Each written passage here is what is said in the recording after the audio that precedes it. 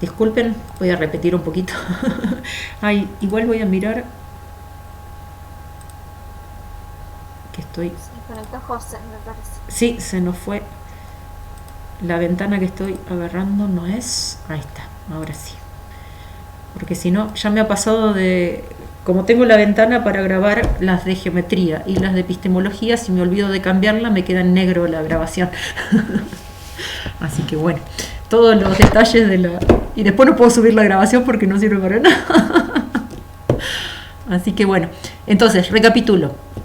Estuve mirando lo que hicieron en el Jamboard y está muy interesante. Y bueno, eso lo que un poquito les dije que no grabé es que tiene derivaciones el teorema de Pick interesantes y el uso del geoplano y las cuadrículas y las en general las celosías, porque también están eh, la posibilidad de trabajar con los triángulos equiláteros, que es el papel isométrico que por ahí ven en GeoGebra, que aparece la posibilidad de coordenadas cartesianas o de coordenadas isométricas, que es el embaldosado con triángulos regulares.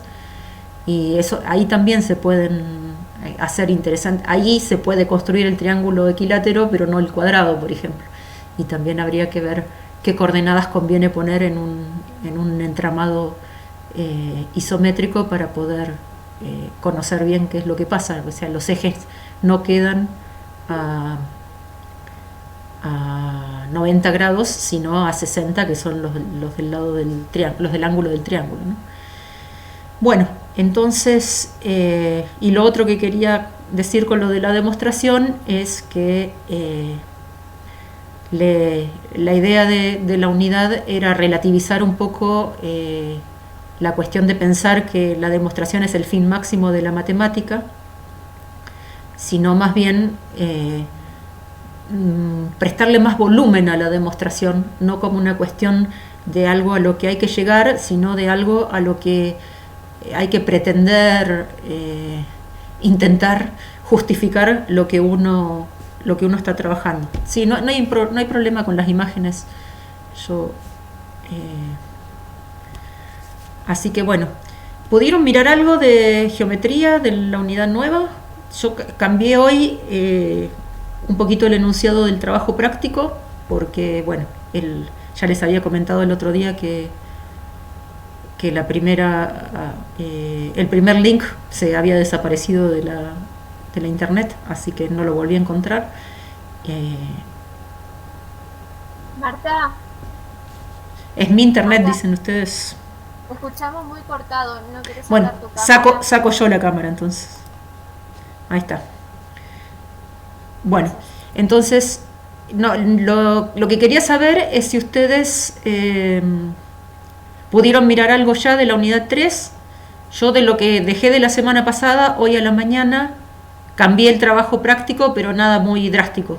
Simplemente le cambié la fecha, 2021, y le puse, cambié el primero para que, bueno, busquen en la web si quieren un poco, y, y agregué vieron que si abrieron el trabajo práctico, la idea de esta unidad es que usemos la red, la web, para buscar datos y cosas acerca de la geometría y aprender un poco más de la historia de la geometría, que es muy rica, y de ver también cómo, cómo justamente la geometría influyó en todos el armazón del conocimiento matemático, ¿no? A partir de haber empezado con un pie tan fuerte como fueron los elementos de Euclides. Eso marcó muchísimo eh, toda la continuidad de la matemática a partir de tener como piedra fundamental ese libro, que fue muy importante a lo largo de toda la historia de la matemática, pero que también fue causa de retraso en el desarrollo de la matemática, pero no por culpa del libro, sino por culpa de los que tomaron ese libro como algo de alguna manera un poco divino, ¿no? Que no se podía, que no había nada que lo pudiera mejorar y que todo tenía que ser a imagen y semejanza de ese libro, como por ejemplo cuando Newton describe sus Principia Mathematica, o sea, cuando él publica ese libro, que lo publica después de muchos años de trabajarlo, lo hace mediante la estructura que propone Euclides en su libro, ¿no? Esto de seleccionar unos cuantos axiomas y a partir de ahí deducir los teoremas. De alguna forma, Newton escribe sus resultados poniendo las tres leyes de la física, de los movimientos, y a partir de eso va deduciendo todas y utiliza la estructura que había provisto Euclides para trabajar con cuestiones de física, ¿no? A pesar de que ya Newton estaba muy de acuerdo con la experimentación. El problema es que la sociedad no estaba preparada para introducir la experimentación dentro de la ciencia, digamos.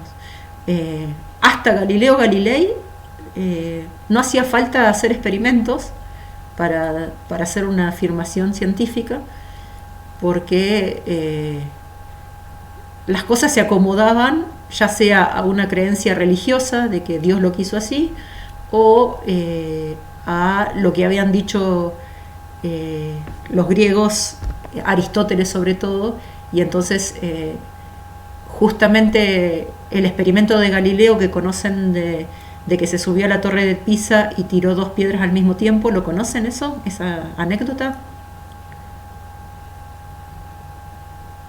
Sí, la contaste vos una de estas clases. Sí. Bueno, esa marca un hito importante dentro de la ciencia porque, tiene bastante sentido si uno no experimenta pensar que un cuerpo más pesado va a caer más rápido que un cuerpo más liviano, ¿no? Y además el hecho de que los pájaros vuelen y que, qué sé yo, y que las plumas caigan despacito y que hay algunas cosas como que contradicen lo que uno podría llegar a pensar a partir de simplemente ocurrírsele cuáles serían las causas por las cuales pasan esas cosas. Lo que hizo Galileo subiéndose a la torre inclinada de Pisa, que le servía también para tirar los 2 cuerpos que tiró y ver que caían al mismo tiempo, porque a pesar de que uno era mucho más pesado que el otro, y que eso entonces no dependía del peso del cuerpo, sino que la fuerza de la gravedad es una constante, digamos. Entonces, esa experimentación permitió refutar 2000 años de creencias de que Aristóteles había dicho que iba a caer más rápido una cosa más pesada. Entonces, Newton, para hacer sus leyes, se basó en un montón de datos experimentales que ya habían recogido Kepler y otros, y lo que pudo hacer fue darles un modelo matemático que los englobara y explicara por qué aparecían esos datos, ¿no? Y Newton también tiene la ventaja de que no tuvo que pelear contra el mundo para proponer que el Sol era el centro del sistema solar y no la Tierra, porque ese trabajo le tocó a Copérnico antes que a Newton. O sea, cuando Newton vino a dar su ley de la gravitación universal, ya tenía allanado el camino, por lo menos, en cuanto a que iba a ser aceptado su trabajo, porque ya estaba siendo aceptado que la teoría heliocéntrica en lugar de que la Tierra fuera el centro del universo, ¿no? Coincide también con toda una época, que es el Renacimiento y un poco posterior, en donde el eje central de la cultura deja de ser el Dios como algo divino inapelable, para pasar a resurgir el ser humano, ¿no? Toda la época del Renacimiento, si se fijan en las cuestiones del arte y todo eso, es como una valorización del cuerpo humano y se vuelve a las esculturas que habían tenido los griegos y toda esa, porque toda la parte de la Edad Media y eso fue toda una época en la cual dominaba la Iglesia Católica en Europa y no había mucha educación. Los que leían y escribían estaban en los monasterios y por ahí algún noble o la gente que era educada en lugares muy particulares, como eran los monasterios o un palacio, pero no había escuelas públicas, no había un montón de cosas que sí empiezan a aparecer a partir del Renacimiento, ¿no? Josefina se nos fue de nuevo. Bien, entonces, como les decía, el libro de los elementos de Euclides fue como una joya que también le puso un corsé o de alguna manera le hizo que la matemática no pudiera despegar tan fácilmente, porque también impuso como una forma de pensamiento, pero una cantidad de reglas también que no es que las puso Euclides, sino que se dio también por esa veneración que tuvieron los que siguieron a Euclides por la obra de él, ¿no? Y esto significa apegarse a trabajar solamente con la regla y el compás como elementos de la geometría, y también apegarse a esta cuestión de la demostración y de la quietud, ¿sí? O sea, en toda la obra de Euclides, les puse como última bibliografía un libro que encontré ahora de las monografías de la OEA, que es de los años 70, que les puse el libro entero, pero el capítulo 3, que está muy interesante, que cuenta sobre los elementos de Euclides, que la idea de Euclides es prácticamente contemplativa, digamos, ¿no? O sea, habla de los números primos sin dar un solo ejemplo, habla de los triángulos sin dar un solo dibujito. Los dibujitos que se conocen de las obras de Euclides son de traducciones posteriores, ¿no? Entonces es como que junto con la gloriosa forma de describir y de describir la geometría a partir del método axiomático, también introdujo restricciones en cuanto a qué se trabajaba con la geometría, pero no fue Euclides el que las impuso, sino los que siguieron a Euclides, que no quisieron traicionarlo de alguna manera. Entonces, por ejemplo, se retrasó muchísimos años el concepto de función. Recién en la época de Newton se empieza a considerar el movimiento como algo que puede ser matematizado, ¿sí? Con Galileo empiezan las cosas y Descartes y esas cosas, pero hay una excepción que es Arquímedes entre los griegos, que es contemporáneo de Euclides, un poquito posterior, pero no mucho. Debe haber conocido la obra de Euclides y sí trabajó con conceptos dinámicos, las curvas mecánicas y por ejemplo el trazado de la parábola, la hipérbola, pensando en lugar geométrico y esas cosas. Y el problema que tuvo el mundo occidental con Arquímedes es que la mayoría de sus obras se perdieron. Entonces se dieron a conocer un par de obras muy fundamentales, la de las cónicas y otra más, pero las más importantes se descubrieron en el siglo XX. Entonces no es que el legado de Arquímedes haya sido tan directo como lo fue el de Euclides, sino que logró hacer cosas increíbles e interesantísimas, pero nadie las conoció.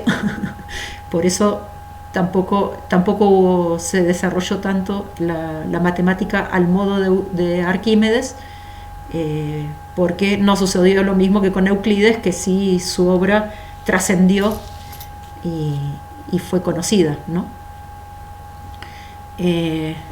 Entonces, la geometría tiene un montón de aristas súper interesantes, porque bueno, creo que le va a gustar a Yamin.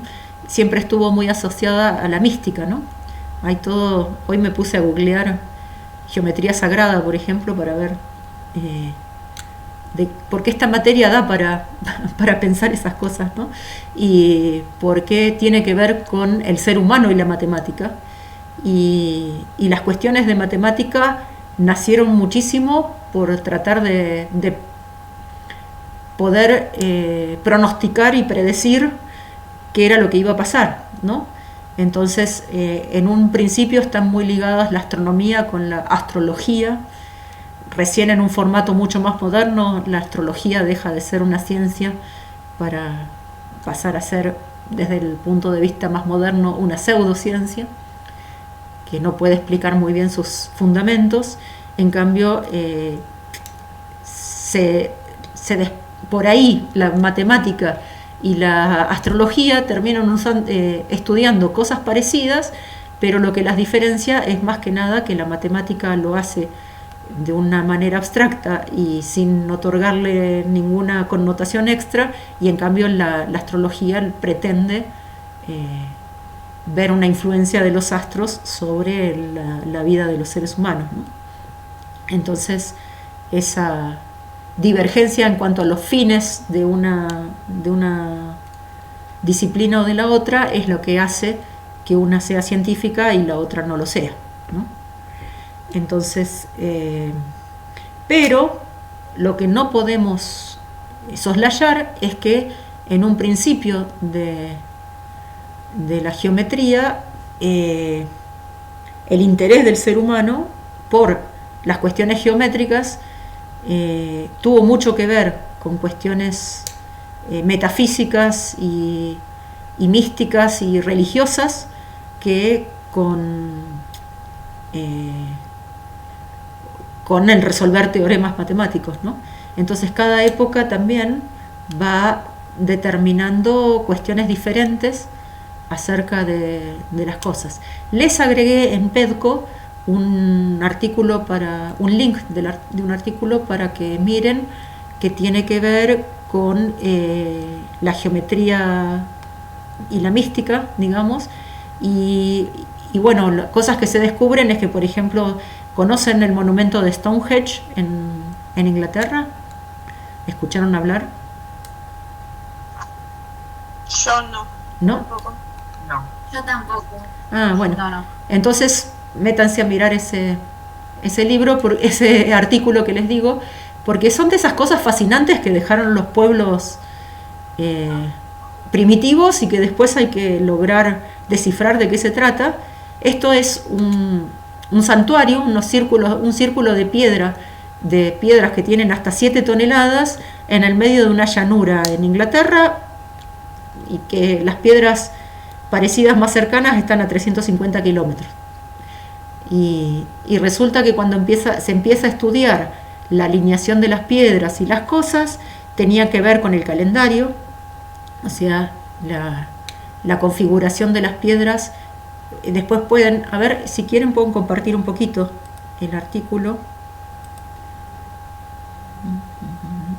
Sí, yo no lo identifico, estoy mirando Pedco, pero no me doy cuenta cuál es el... Mística y geometría le puse. Espera que...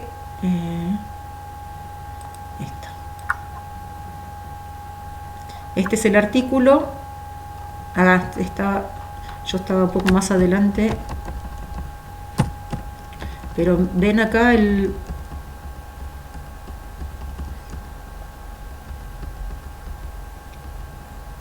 Sí, se ve.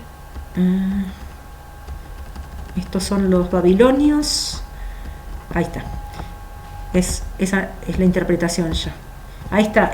Ahí está la foto con nieve de Stonehenge, que ven que están esos arcos de piedra Y esta formación en el medio de una llanura en Inglaterra, después si quieren pueden googlear un poco, tiene un montón de significados místicos y de cosas, y unas páginas más abajo en el mismo artículo está una interpretación más geométrica de... A ver...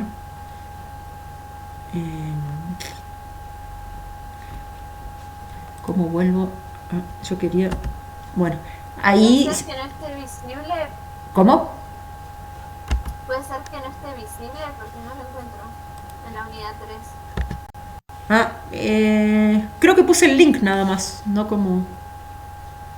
O sea que no es... O sea, no es que cliqueas en el link y te vas al coso, sino que tenés que copiar el link y abrirlo en internet. O sea, lo subí distinto que otras veces. Bueno, acá yo quería... acá está el zoom para hacerlo un poquito más chiquito que se vea todo. Ven acá, por ejemplo, este punto dice que es la puesta de la luna en el solsticio de invierno, pero también la puesta del sol en el solsticio de invierno. Y después estos puntos que andan por acá son la salida del sol en el verano. Y esto tiene 10.000 años. ¿Cómo?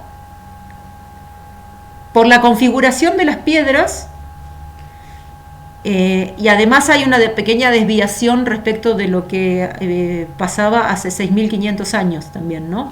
O sea, en este momento las piedras estas no están marcando el lugar exacto donde sale y se pone el sol, porque la Tierra se movió y el sol, o sea, y el sol también se movió un poco, digamos. Pero o sea, nadie se puede explicar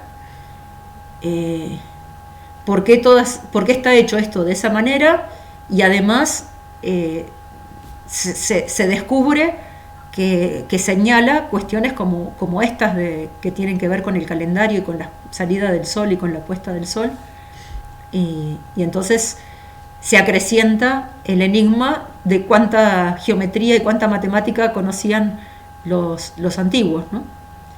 Y otra cosa que está muy linda de este artículo es que muestra, bueno, acá muestra esta otra formación de piedras que es mucho más chiquita, está en África, pero se asemeja a lo de Stonehenge en el sentido también de que hay piedras que señalan el solsticio de verano, de invierno y de las cosas, ¿no? En ese sentido. Y después también... ¿Dónde era el otro? ¿Cómo? ¿En dónde era lo otro? En África. En África, este de acá, Napta, que es un lugar en África, que parece que no estamos en el primer cambio climático, sino que era una zona muy, muy boscosa en el momento en que se hizo este monumento, y después cambiaron los vientos y no sé qué, y se convirtió toda esa zona en desierto, y quedaron los monumentos, ¿no? Entre 7.000 y 6.500 años antes de Cristo. No, o de ahora, no sé. Y bueno, después acá tienen un poquito la evolución de los signos que significa Dios cielo, desde el 3.200 antes de Cristo hasta el 600 antes de Cristo.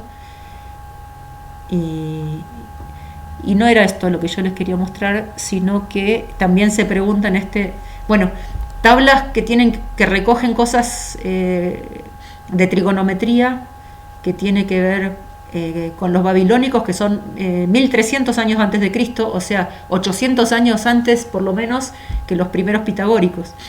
Así que acá también muestra, por ejemplo, entre los egipcios y los babilónicos, muestra estas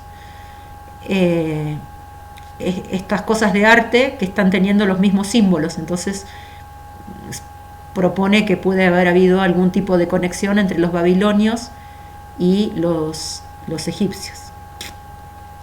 Y acá hay uno, este está interesante también, el descubrimiento de La constelación de Orión no se ve desde el hemisferio sur, pero los que están en el hemisferio norte es como la Cruz del Sur para nosotros, digamos, ¿no? El cinturón de Orión. Y a un matemático, arqueólogo, no sé qué, se le ocurrió dar la vuelta, o sea, cambiarle la orientación. ¿Ven? De la figura de arriba a la de abajo está cambiada la orientación. Y resulta que las 3 pirámides de Egipto están con la misma orientación que las 3 estrellas del cinturón de Orión. Que nadie se había dado cuenta hasta el siglo XX porque a nadie se le había ocurrido voltear las estrellas para mostrarlas, digamos. Hacer la interpretación de que los egipcios estaban mirando el cielo con la orientación diferente. O sea, el mapa que estaban haciendo los egipcios tenía diferente orientación que la nuestra. Y otra cosa interesante acá es con los egipcios, que también... Que, no te escucho, ¿me decís? Bueno, los egipcios y de la manera para construir los templos, de qué manera se inspiraban con el cuerpo del faraón al que le iban a hacer la cosa. Acá también algo interesante sobre los egipcios es que parece que odiaban la simetría, entonces siempre estaban buscando cosas incompletas, que los chinos les pasaba lo mismo, ¿no? Eso se los había comentado la otra vez, y está también en esos videos que les puse de la BBC, que son de Dusatoy, de Marcus Dusatoy, creo que también él los nombra ahí, si no lo nombra en otro video que es parecido. Pero bueno, lo que yo quería mostrar, que también muestra este artículo por otro lado, es que capaz que está más al principio, por eso no lo estoy encontrando. Que esta primera figurita que está más a la izquierda, fíjense qué parecido tiene con esta figura de acá. Resulta que la que está en la piedra es de Brasil y la que está acá es de Polinesia, que está en el Océano Índico, ¿no? Entonces, de alguna manera también trasciende la pregunta de si la geometría... No venimos de alguna manera los seres humanos formateados de alguna forma para terminar pensando en hacer las mismas cosas, ¿no? Entonces eso también abona a la pregunta esta de si la geometría se inventa o se descubre, porque termina siendo que en lugares remotísimos del planeta se hacen cosas muy parecidas, ¿no? Ahí fíjense, sacando la imagen, ¿se ve bien? Ven que estos patrones acá son los mismos que están acá, las X son muy parecidas. Entonces queda la pregunta también, ¿no? de la geometría, y si la geometría que somos capaces de hacer los seres humanos tiene que ver con que somos seres humanos, ¿no? En algún momento un curso que había hecho yo de psicología, que era muy interesante, la mujer que nos lo había dado, decía que probablemente si fuéramos peces tendríamos una manera diferente de convivir con el espacio, porque la posibilidad de nadar es como que uno tiene mayor dominio de las 3 dimensiones, ¿no? Porque nosotros dominamos las 3 dimensiones desde el plano del suelo. En cambio, si fuéramos peces, estaríamos libres de andar por las 3 dimensiones sin otro problema, ¿no? Entonces, bueno, de alguna manera la cultura tiene y la matemática es como común a todas las culturas, entonces se presta a muchísimas preguntas, de las cuales obviamente la que menos tiene respuesta soy yo, solamente me fascina pensar que pasan estas cosas, ¿no? que pueblos tan distantes estuvieron descubriendo las mismas propiedades matemáticas, sobre todo, ¿no? Y que les interesaron las mismas cosas. Con los sólidos platónicos también pasa. Las esculturas de piedra más viejas que se conocen, que son como también de hace 10.000 años y por ahí, representan un octaedro, un tetraedro, un cubo sobre las caras y un dodecaedro, creo, sobre las caras de unas piedras redondas y talladas. No son poliedros porque son redondas las caras, pero de alguna manera sí que está reflejada la simetría de los poliedros regulares en esas piedras, que son bastante conocidas y famosas también. Entonces, Pero así todo pensás que, Marta, sí, así todo pensás que los humanos inventan la matemática y no la descubren. claro, sí, por eso, pero puede tener que ver con alguna cuestión que tiene que ver con el hardware, ¿viste? Hagamos la analogía con una computadora. En la computadora, posibilidad que tiene por ser humano, digamos. claro, exactamente.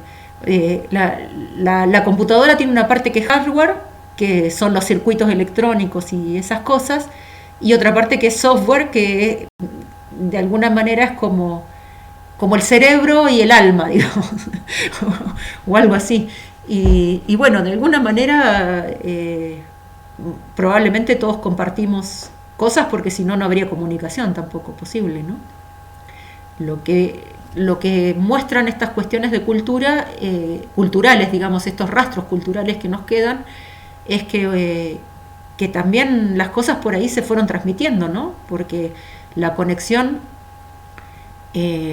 mediante escritura y conocer bien qué es lo que pasó, por ejemplo, en Stonehenge, se perdió completamente.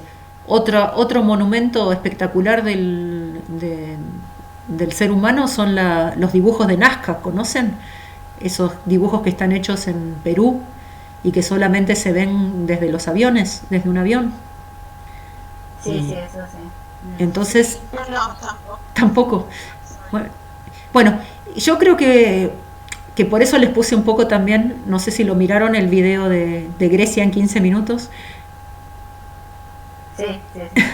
Era muy rápido, pero estaba Porque es cierto que tenemos poco conocimiento de la historia y nos encaminamos mucho por la matemática también. Entonces, y la demanda que tiene la nueva escuela rionegrina, por empezar, es la de andar conectando cosas. Entonces, esta beta de la historia es súper interesante.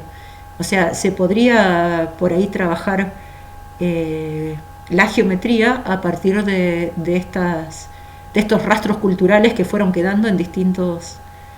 y entonces pueden trabajar en conexión con un historiador, con el profesor de historia, digamos, y crearse un taller buenísimo como para después poder trabajar un montón de cosas con los alumnos, porque no dejemos de tener en cuenta que estudiar una figura de esas involucra mirar ángulos, estudiar los lados, las relaciones entre una cosa y la otra, y por qué, y además estas cuestiones tienen mucho de representación, ¿no?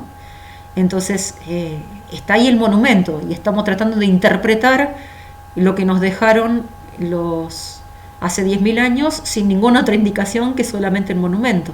Entonces es interesante como para poder trabajar esas cosas y ver que si bien la geometría como ciencia nace con Euclides y la matemática como ciencia nace con Euclides, se remonta a cuestiones mucho más antiguas, ¿no?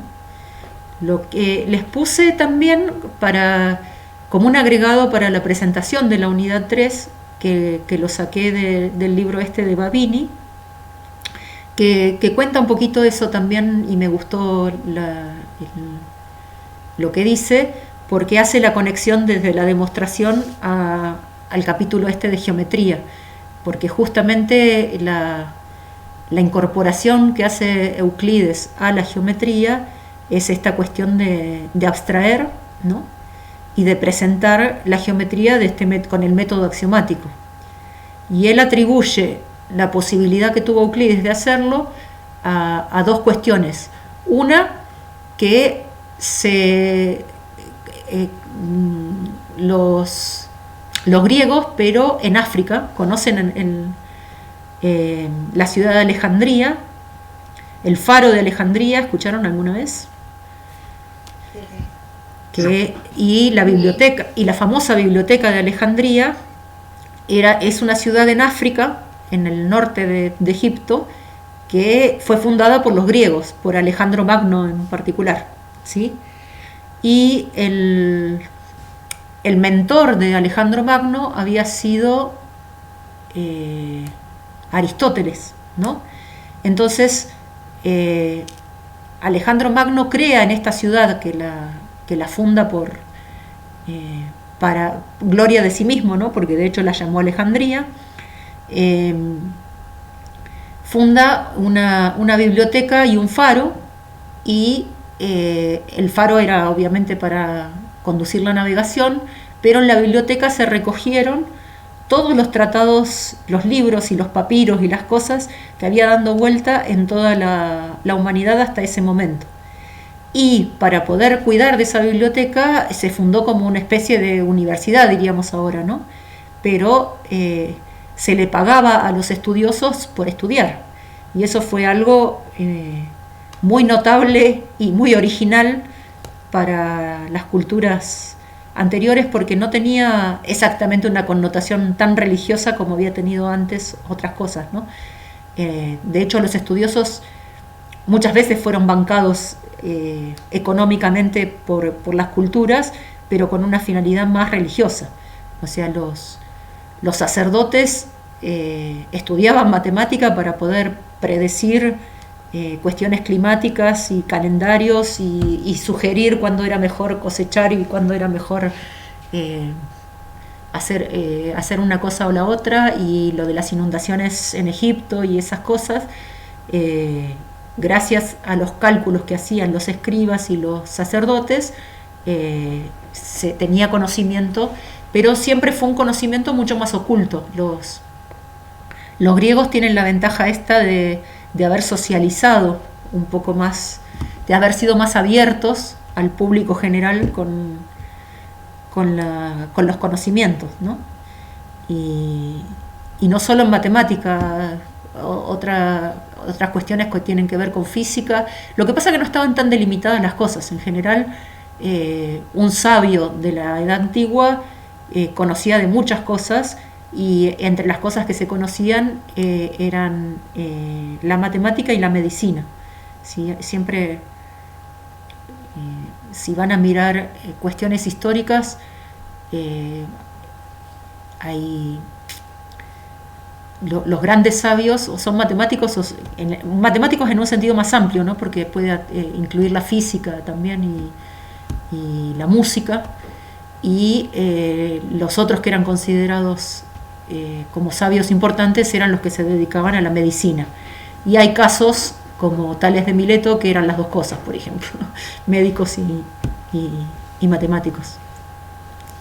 Pero esta cuestión de demarcar las disciplinas de manera más o menos tajantes, y que ahora se tiende de nuevo a la transversalidad y a la transdisciplinariedad, que es lo que quieren los talleres y las cosas, tuvo un momento en la cual se separaron las cosas, ¿no? Y esta primera separación de la matemática con otras cosas se dio también por culpa de los números irracionales. O sea, la primera crisis de los fundamentos que terminó separando la geometría de la aritmética, ¿sí? Como cosas separadas.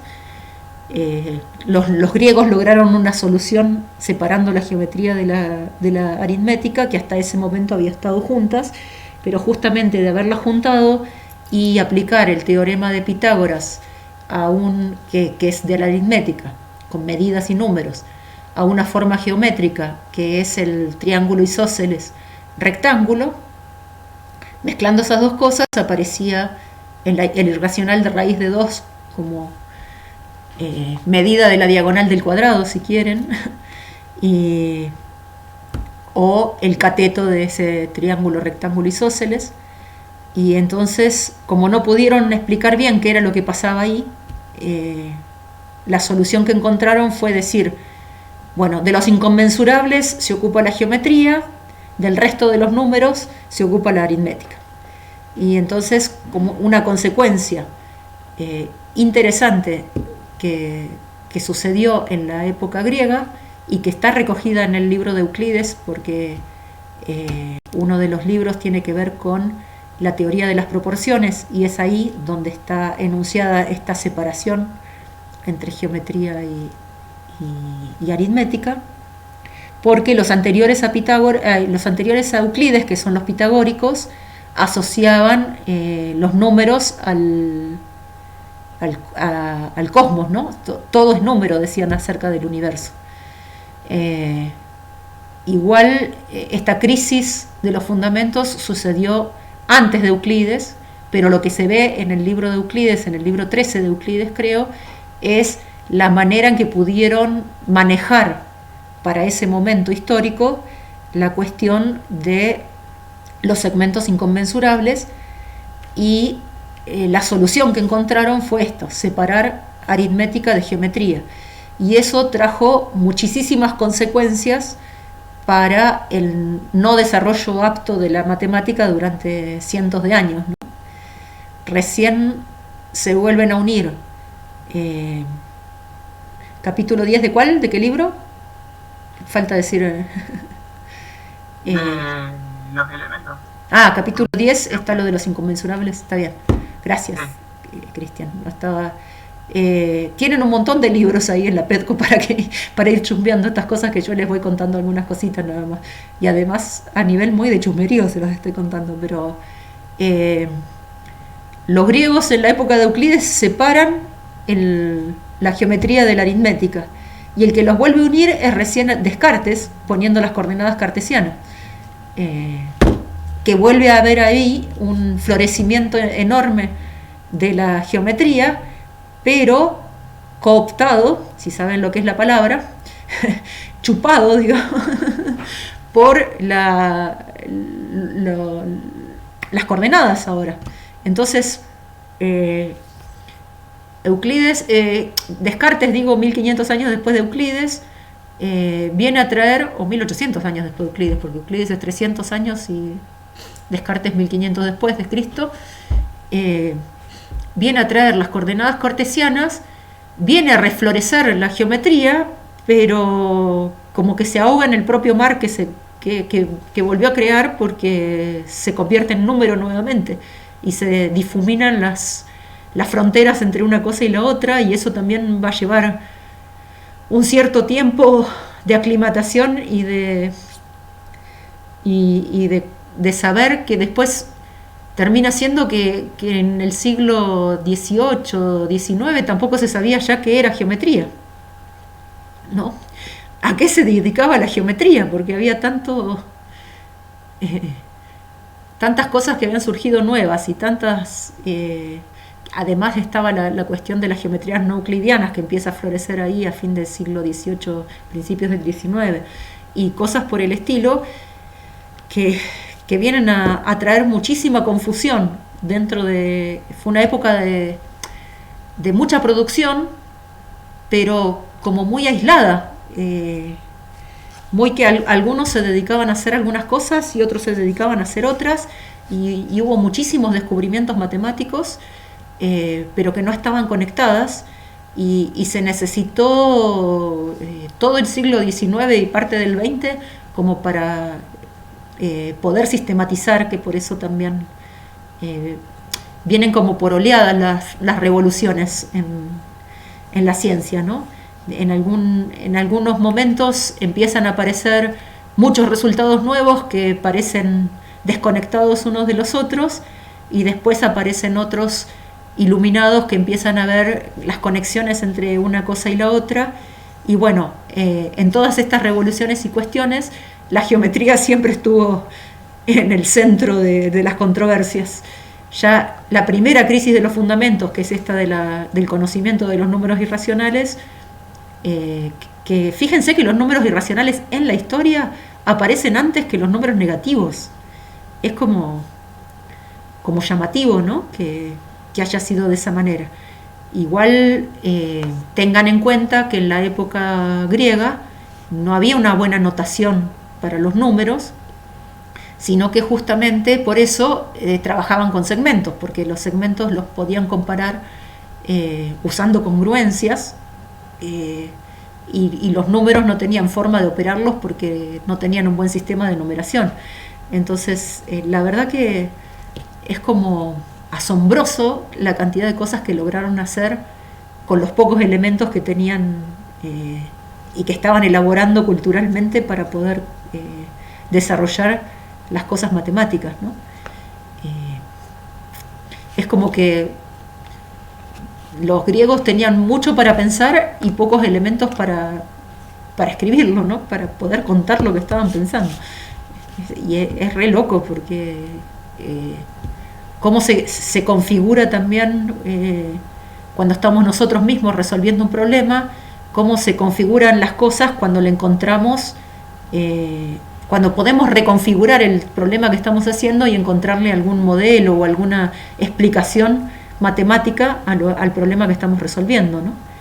Entonces, lo interesante es que a lo largo de la historia de la matemática hubo periodos de mucha confusión y hubo otros matemáticos que se dedicaron a sistematizar y a conectar. Que bueno, en este momento también estamos en un momento de mucho crecimiento en cuanto a los conocimientos de matemática, pero como ya hay como una estrategia de método, digamos, de cómo trabaja la matemática a nivel de los matemáticos, ¿no? De la enseñanza de la matemática, ¿no?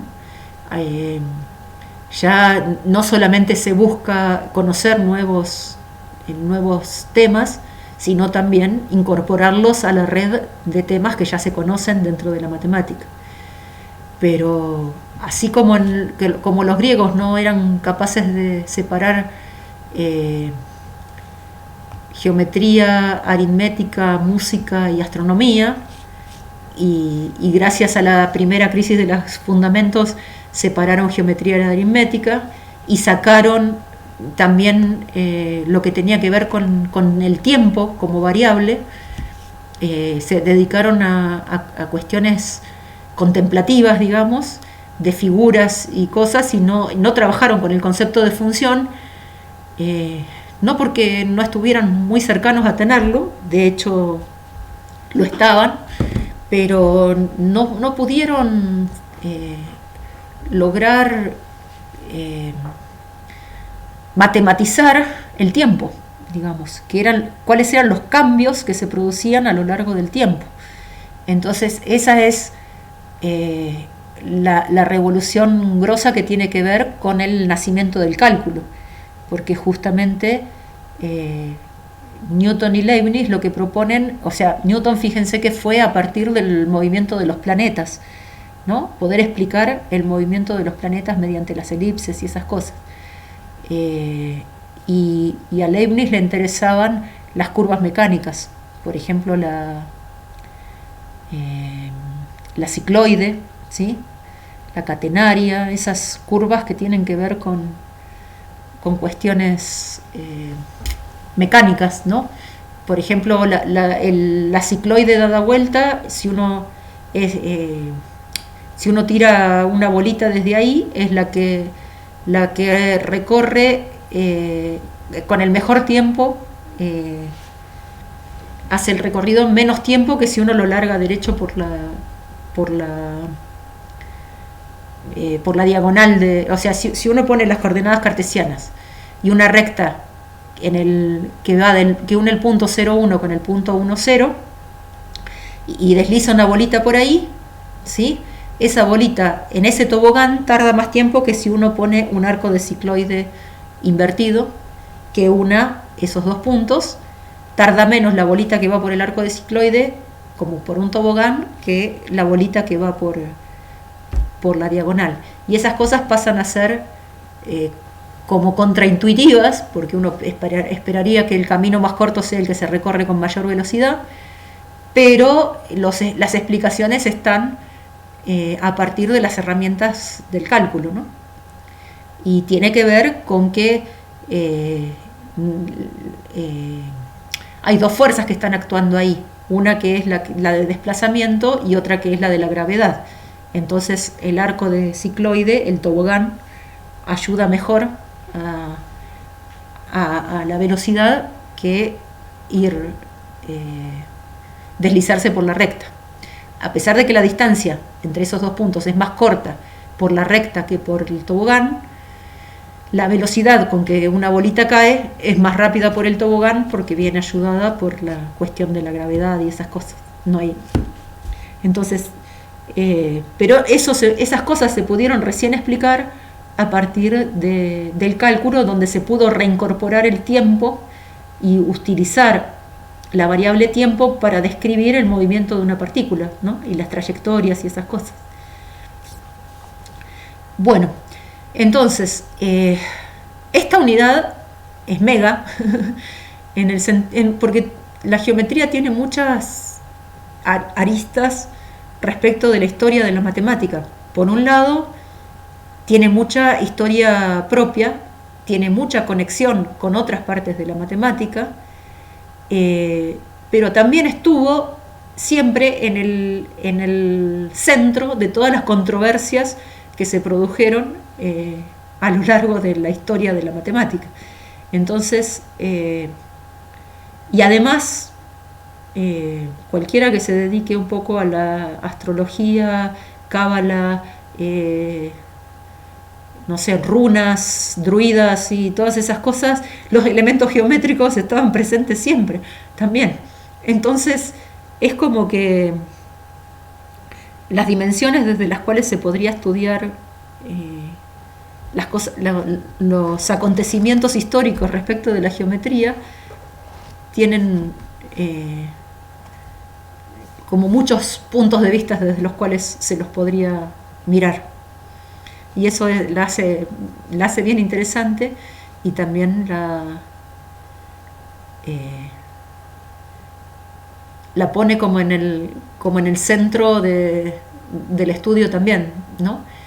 Tiene que ver con el método axiomático, pero también tiene que ver con que romper con los esquemas predeterminados por ese mismo método axiomático, hacen que la geometría se expanda y florezca mucho más también, mucho más allá de la geometría euclidiana y nada más, ¿no? Bueno, entonces lo que trabajaríamos ahora sería con un documento compartido en el Drive, ¿les parece? Donde puedan ir poniendo lo que, si quieren hacer como hicimos en las primeras clases, de repartirse las cosas que hay que mirar ahí de las distintas épocas de la geometría, pueden hacerlo, y si no, si quieren hacer equipos o como quieran, pero la idea sería compartir en ese documento, empezar a trabajar ahora un poco. También por ahí está bueno hacerse alguna línea de tiempo o alguna cosa por el estilo también, como para mirar un poco. Y bueno, como ven, digamos, o sea, las dos cosas que pasa es que la geometría tiene muchas cuestiones históricas, pero también tiene muchas cuestiones que hacen a la matemática. Entonces, bueno, me gustaría que en ese documento por ahí contarán un poco, más que nada esas dos, porque no van a encontrar nada tampoco de la tercera arista que yo les decía, mística, porque eso no lo van a encontrar en la historia de la ciencia matemática. Lo que yo digo es que es cierto que tiene relación la geometría con esa parte, pero como esa parte se separó de la parte científica de la matemática, no es la que vamos a estudiar en esta materia, que nos interesa la matemática como ciencia, ¿de acuerdo? Pero más que nada me interesa resaltarlo porque es importante saber cómo se comporta el ser humano con el conocimiento también, ¿no? Porque en un primer tiempo fue un conocimiento solamente de sectas y cuestiones religiosas. Después se empezó a hacer más compartido a partir de los griegos, pero esa parte de la historia de la matemática, que tampoco se puede separar tanto de la geometría, o sea, tampoco separar tanto geometría que aritmética, es interesante ver que también tiene su trasfondo cultural con la historia de la humanidad, ¿sí? O sea, ¿por qué no había mujeres matemáticas? Porque las mujeres no se alfabetizaban, entonces pobrecitas ni siquiera llegaban a la matemática porque no accedían al conocimiento antes, tampoco, ¿no? ¿Y por qué se consideraba que el conocimiento de la geometría tenía que estar en manos de unos pocos? También porque el conocimiento es poder, ¿no?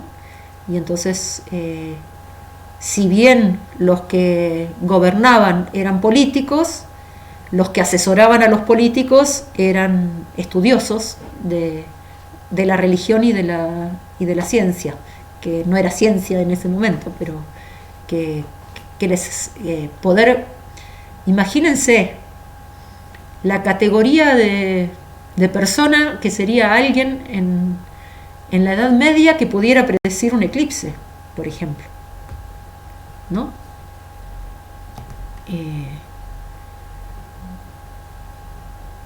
¿Cómo calificarían el resto de la gente a una persona que tuviera esa capacidad?